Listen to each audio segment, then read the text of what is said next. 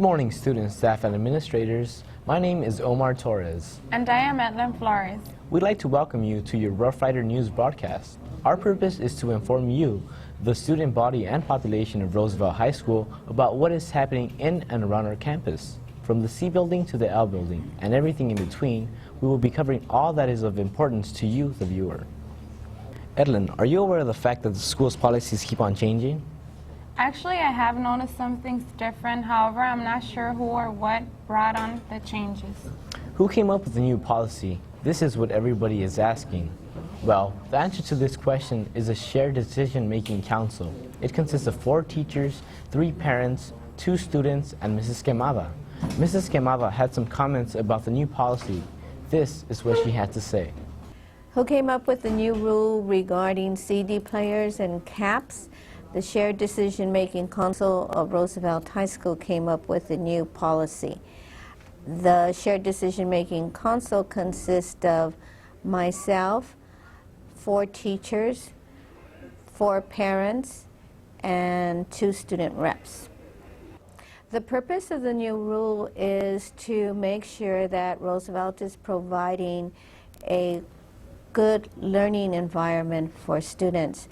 Students were abusing the previous policy in that they were using the CD players in the classroom when they were not supposed to. That they not be brought to school because, as I said before, they were abusing the policy. And they were only supposed to use it during nutrition and lunch, but then they started to use it in the hallways. Then they started to use it in the classroom. Then it was causing a disruption in the classroom, and the teacher had to stop instruction to deal with the CD player. Plus, also, CD players were being stolen and then reported stolen. Then the deans had to take action and take their time to investigate that matter. So we felt it was just best that they not be brought to school. I believe the consequences are that Mr. Victorio Gutierrez, the new assistant principal in charge of discipline, takes the CD player from the student and calls the parent and asks them to come in for it. The new rule in regards to cell phones from the Board of Education is that students will be allowed to carry cell phones on campus, but they may only use them during nutrition or lunch. If they start to abuse that, then we have a right as a school to make a stricter policy. Well, I would hope from having these policies on campus that students are doing better academically and we are having less discipline problems. According to the new assistant principal, Mr. Gutierrez, the new policy will work. It worked for both A and C track, he said. Fewer students bring CD players to class and there are less class disruptions. Some of the consequences of not following the new policy is that first, you will get a warning. Second, your CD player is taken away and you have to go after school and pick it up. Third, it is confiscated and your parents have to come pick it up. Students are upset by this new policy and think the new policy is pointless. Most of the students don't know the consequences of breaking the rule. The new rule must be explained to students in detail. They also need to know how this new policy is a benefit to their educational studies. Each of us needs to know so that we could avoid any potential problems. Well, Omar, the updated policy is not the only thing that affects the students. We all use a computer here on campus at some point. And one of the modern ways of communication is denied to us, the students and the staff.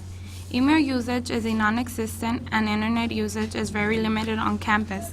On an interview with Mrs. Chapman, she said, "The school does not let the students use the internet because of the privacy laws violated, and also because that is controlled."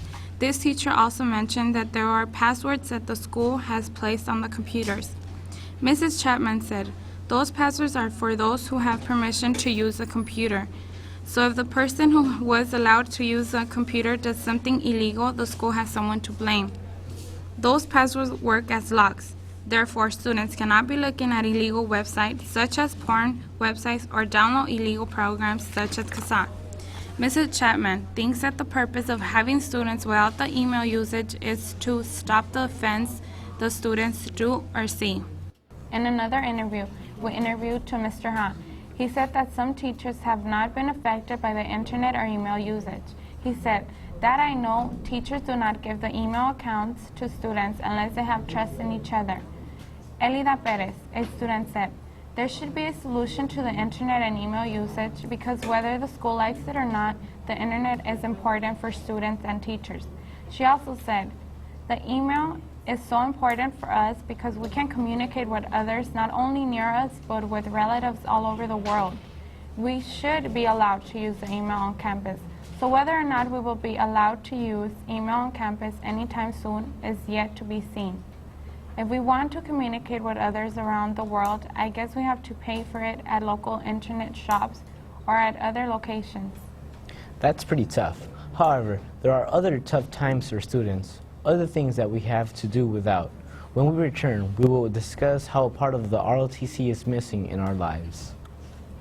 Do you need a quiet place to read, do homework, or even use the internet? There's a place that can give you all this, and it's on campus, the library. The Roosevelt Library, a place for everyone. So come to the library, where you can do all your schoolwork with the silence of outer space.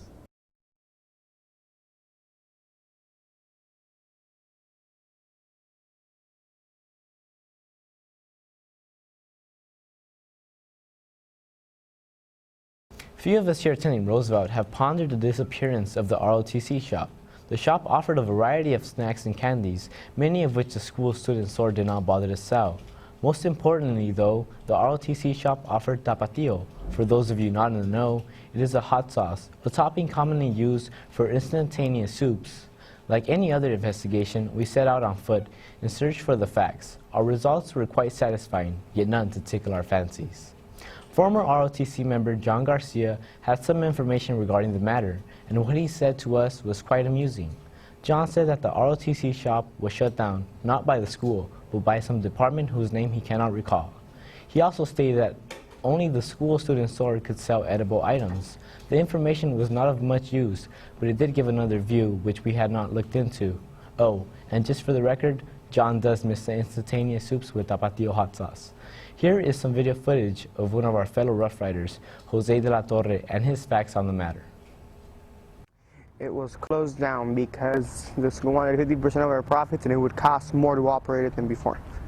I seriously doubt it. It's just too much of an inconvenience. Yes, I know. It was closer to the art building. It was usually more inexpensive. Another of our fellow Rough Riders that gave his opinion on the subject was Antolin Gutierrez. He claimed that the ROTC shop was very convenient because they supplied you with tapatio hot sauce when you ordered an instantaneous soup or a bag of potato chips. Of course, the hot sauce was optional. He said he misses the shop because he used to visit it often and purchase the items that he thought suitable for the day. He bought different items according to how hungry he was or how much money he had. Whether it was the school that shut down the ROTC shop or the department that our fellow Rough Rider John told us about, most of us will miss the noble ROTC shop. That is a change for us, but did you know that this year we also had an even larger change that we experienced not too long ago? More details on the change when we come back. Don't go away. Man, I don't understand this, man. Do you know how to do it? I don't know neither. I think we need to go to tutoring, because we don't know how to do this. Having trouble passing math or just want to better understand the material? We may have a solution. Roosevelt offers free tutoring after school on Mondays, Wednesdays, and Thursdays from 3:20 to 4:20. So if you need help or want extra credit after school, tutoring in room R111 is the place for you. Come and not only start your homework, but finish it correctly. What'd you get on the test? I got an Me too, I got an A. A. Thanks for tutoring.